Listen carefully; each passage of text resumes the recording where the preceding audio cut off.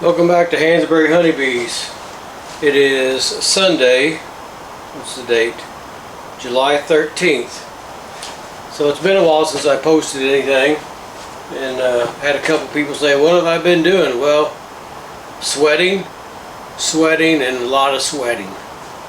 So my wife and I and then her kids went to Michigan to tent camp for, let's see, we left July 4th, we got back this last Friday night. So I've been trying to get everything done before we left, so I was pulling my honey, trying to make sure all the hives were weighted down, my nukes were fed, just a little bit of everything so we could kind of enjoy the week off. So what I've been doing the last couple of days or weeks is I've been melting wax. So this, hopefully you can see it okay, is my Dedant wax melter, and they actually custom made some of this for me. You know, when you look on these websites it says you have a bottler and a wax melter. Well, that's kind of not true. They're kind of one or the other, and once you use it for a wax, it's committed to wax forever. But what they did is they actually added another valve for me up here. It's about 3.5 inches, 3.25 inches up from the other valve. So when you use a slum screen, you can add water higher, so then the slum screen will hold all the junk particles and the slum or the cocoons down, and then you can drain the wax off a different valve. Now I do have my slum screen here, but you see it does have slum on it, so I didn't get it cleaned yet. So I try not to waste anything.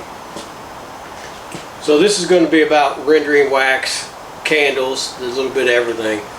But I try not to waste any wax. It's too valuable for me. So if I got no brood comb, I'm going to render it. If I got wax cappings, I render it.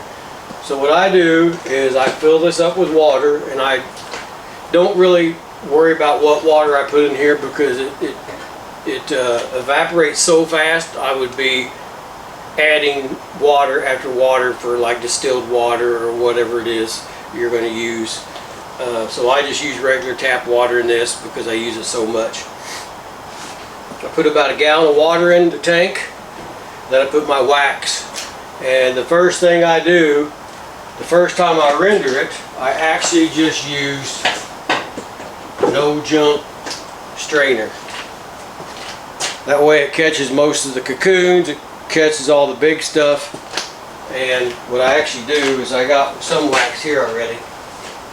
I put my bucket here, I turn my elbow down, and I just drain it into the bucket. Now if it's got a lot of cocoons or trash, like sometimes it does, like this, pretty gross. As soon as it goes down, I drain it all in the bucket. I actually will dump it back in there, and then I'll run it through there a second time just to get most of the big chunks.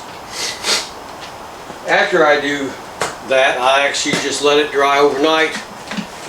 I'll shut this off, or I'll do a second batch so I don't have to keep heating my tank up.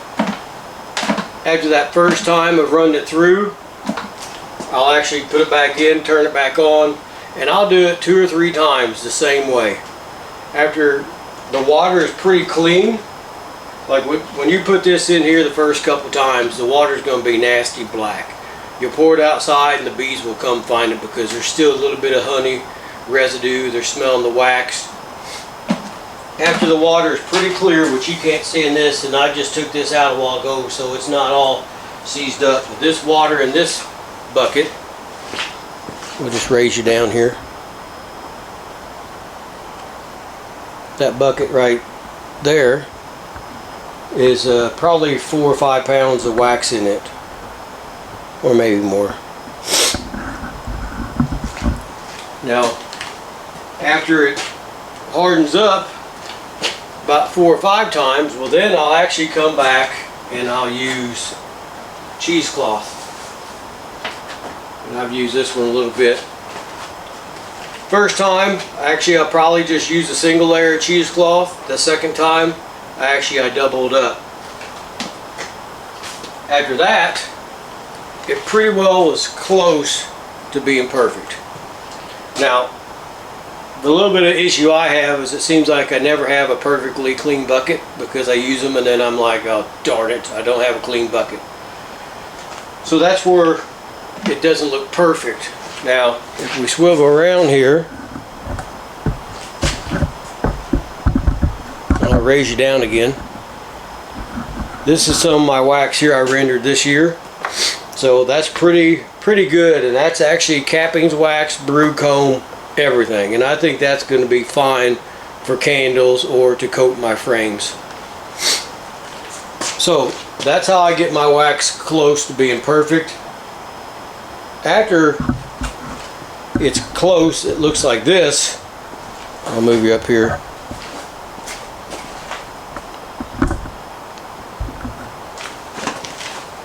Then I actually have a smaller wax melter that is way out of level. Let's see if I can level you out here. I hate this thing. Is that more better? My tripod stand is trash.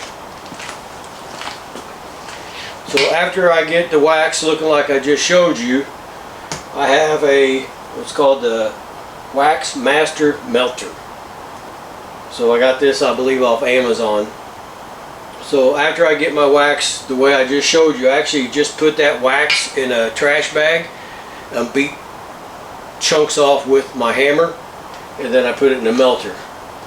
Because I don't think it matters what you do, there's always a little bit of debris, even in this right here. So then I use another little pouring pot, but this has got 2 layers of cheesecloth on it as well.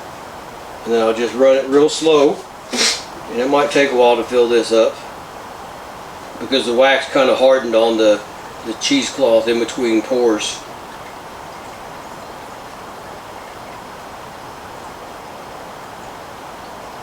And it takes a little bit, but I want it perfect, or as close to perfect as I can get it.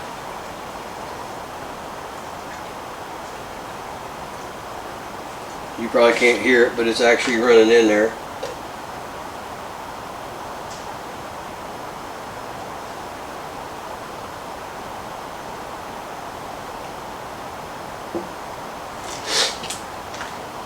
I don't know, this is, like I said, I was going to say that I actually saw the bees bringing in yellow pollen today, which I'm not really sure what that would be in mid-July. What I don't like about this melter is the spigot is pretty high up there, and that's why it's running out so slow, is that you almost have to tilt the pot forward a little bit. I'm trying to do this so I'm not in your way. I don't really have a lot of wax in here.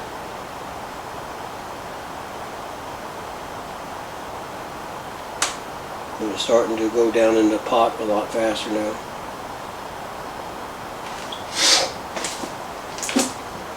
Come on, let me change hands here.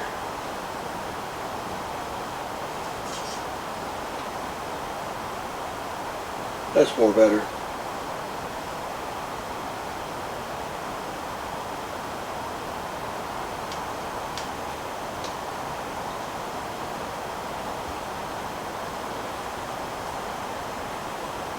It's getting there.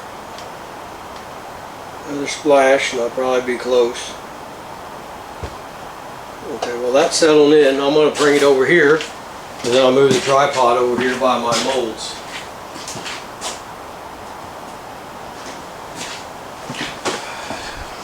I've said this once, I'll say it again. I'm kind of a lot like Natalie Summers. I hate editing. That's just one thing you're going to have to deal with. So hopefully you can see, but I have some molds here. I did some candles last year, but I don't know, they didn't sell very well. Then I got busy building buildings, so I put it off on hold. So I decided to get back into candles because now I have more wax. This year we probably have, oh I don't know, 50 pounds of wax maybe. This is just a guess. So a couple molds I had from last year from Better Bee is I have a couple hives. What do they call them? Voltage or something like that. The other day I did get a couple more molds from Better Bee. You see here it's a little Christmas tree. Well, a bigger Christmas tree, a littler Christmas tree. My wife's into chickens, so I'm trying to be a good husband. I bought a chicken. Maybe I'll get a belly rub. Probably not. Got a bee. That's what this is here, that mold. This is another mold. I haven't poured in this, but it's actually like a kind of a hive, but it's a bee hanging on the hive. I haven't poured this one yet. This one has got some bees, but I botched it, so I remelted it, so I'll do it again. Let's see, what's the other one? I'm missing one. Oh, behind. This one actually says it's got a bee and it says "I love you" on it. I figured it might be the foo-foo for the ladies, but I'm not going to make that one right now. And that's about it. So one thing I tell everybody, well, I'll tell you, make sure you do the release. It's a couple dollars per can, but it does make your molds a lot easier to get out. And you can't really rush your molds, so that's what I did on one of these. Is I kind of damaged it because I tried to take it out of the mold too soon. This is, what do they call this, dude? A wick needle. I guess they had to make sure us country people knew what it was. Your wicking needle. I probably could have figured that out without some advice. Now, the only thing I will tell you about this wicking needle, when you're doing, what is it, the 60 ply, it's pretty tough to get that 60 ply in that little groove. I think it almost needs to be like how you plug your tires. It needs to be kind of that offset a little bit, because that's what you do. You just stick it through the mold, and then you unhook it, and then you pull it back through, just like you're plugging a tire. But it can be done. Alright, so enough talk. I'm going to see. I had the other place set up in my other build, or the other room, where you could hang clothespins to hold the wicks. Here I just decided to wing it, so it's just going to be what it is. It's not like these are going in a fair or anything. So I'll pour the wax in, and then what I did last time is I just held these up with my my straws. So this pot does try to backfill a little bit. You see it's leaking there. I wish it wouldn't, but it does. But I'll clean it up. Do my wife's chicken again. Uh-oh, that wick's in there. That would be bad. Alright, I'll come back to that. B.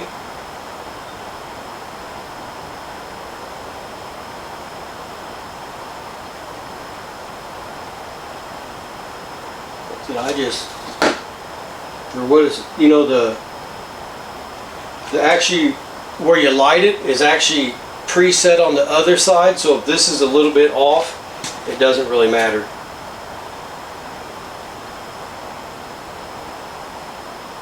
So normally I would hold toothpicks on here, or not toothpicks. I would put a toothpick, and then you can pinch it with a clothespin.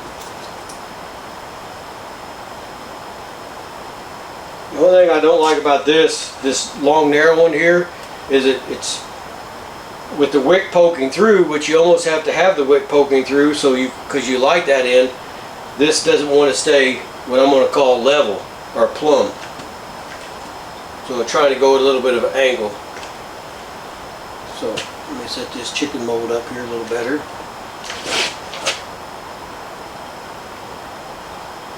If you pour this pretty slow, you'll get less air bubbles in your molds. I'll just hang that for now. This one here needs just a glut more. That's a little too much.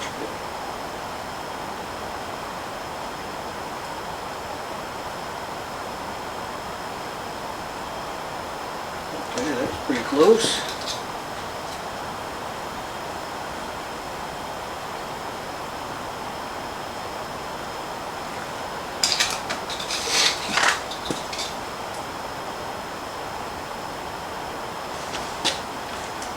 Alright, got those. I got wax to clean up. I think I have enough wax for this mold here. I hope not. I won't.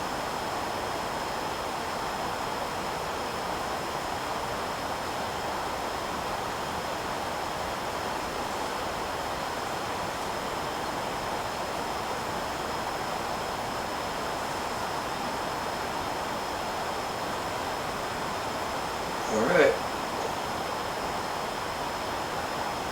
Good there. Need another straw.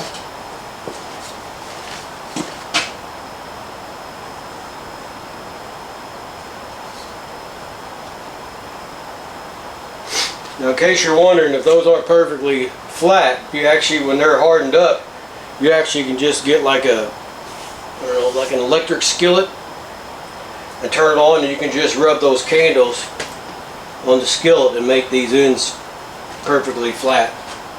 Like you see, there's a little rough edge on that chicken foot there.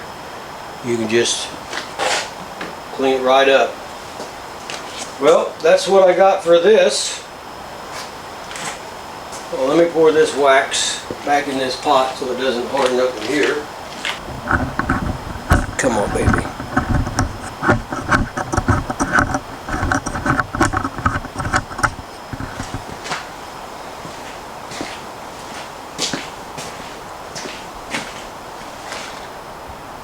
That's the wax I'm actually, let me turn you around here.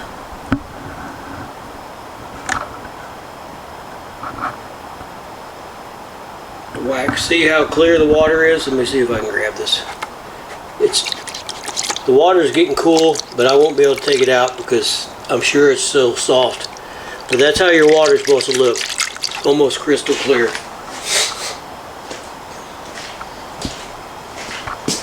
Alright, let's walk back in here. This is not clean. I'll just leave it open.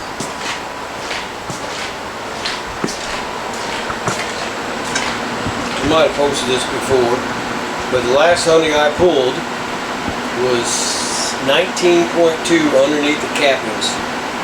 So here's how I'm drawing it out. I got it in my honey building here. It's set at about 74, 75. What a lot of people don't realize is dehumidifiers are going to make heat. So if you put it in a room where there's not air circulation or AC, it's really not going to pull the moisture down off your honey very much.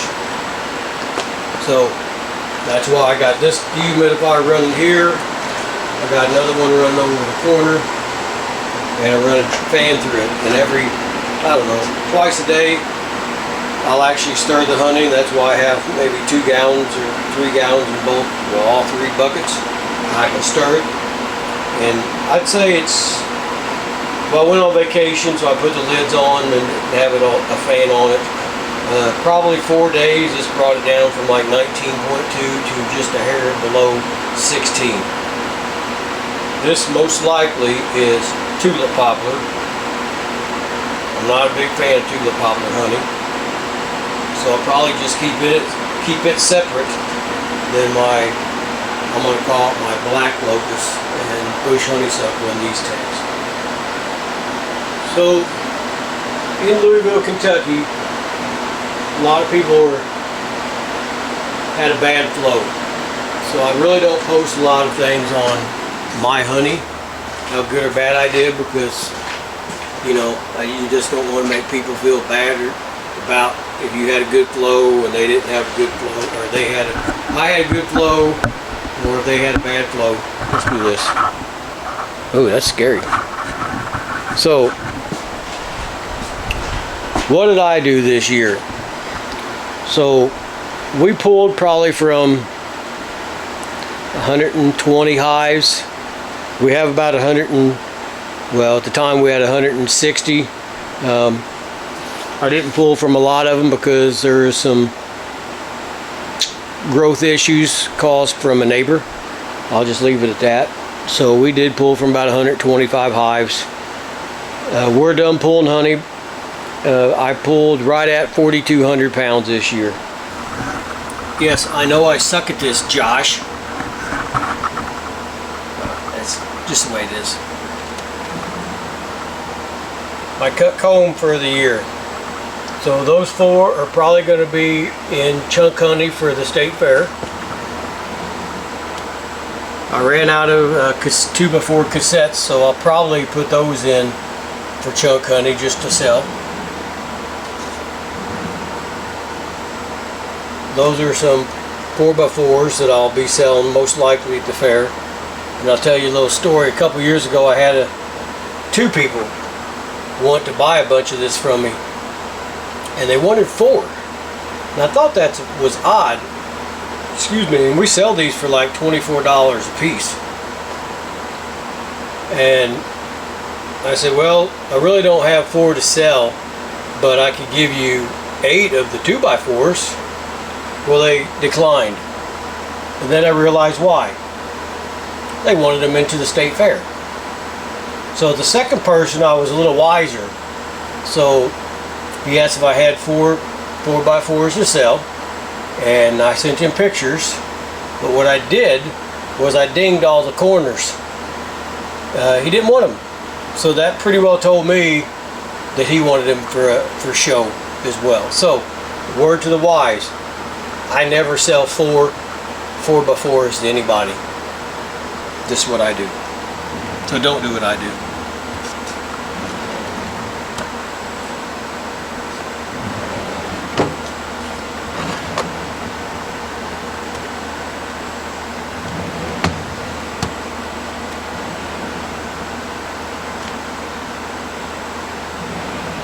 So I think I had like 150 total, something like that. I'm not 100% positive. Some of these I'll pick from at least 2 of these were going to be into the state fair. This one's got a little bit of a wet capping here. And then, I can't remember if I showed these here. Got some more up in here. And all these are going to be 1 pound for chunk honey. They actually have the comb in them, but I never fill honey until I'm ready to show them, because if they start to crystallize,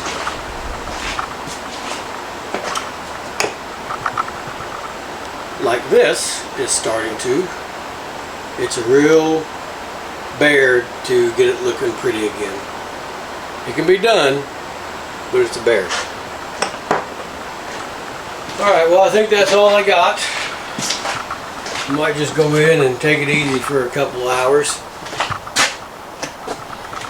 I put Apiguard on, how many? 64, I think. I moved 5 hives to a different yard yesterday, 2 hives this morning. Actually 3 hives this morning. I think I'm ready to call it. So hope everybody enjoys their Sunday evening.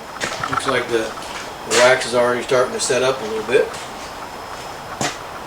And hope you enjoy the video. And I'll see you on the next one.